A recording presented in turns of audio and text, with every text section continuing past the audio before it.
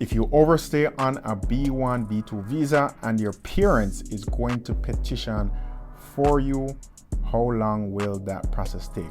So before I can even answer that question, right? If you have overstayed on a B1, B2 visa, I always say the type of petitions that can be filed for you is now significantly reduced, meaning it's less. There are no less options, right? So typically once you overstay, right, the only things that can fix that overstay, the only way that you can file an adjustment of status, meaning change your status while you're still in the US without having to go back to your home country, is typically one, if you have a petition from an immediate relative. So the immediate relative will be a US citizen child.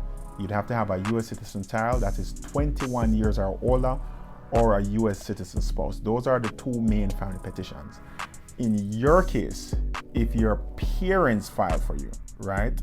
And I'm assuming that you are over the age of 21. If your parents petition for you while you're in the US and you have overstayed, you will have to return to your home country for them to file that petition and go through consular processing, and a waiver will have to be filed to answer for that overstay.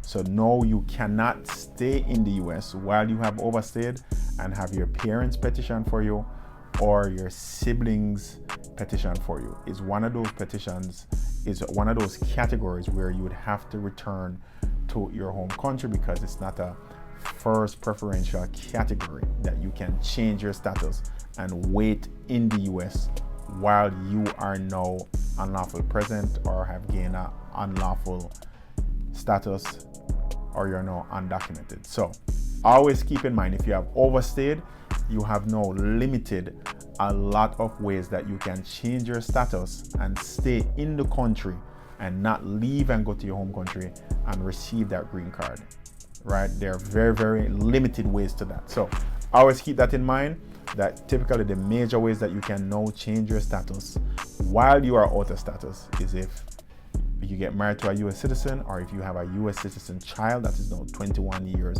and older. There are other things, but within this question, those are the two main things. Your parents will not be able to do it for you.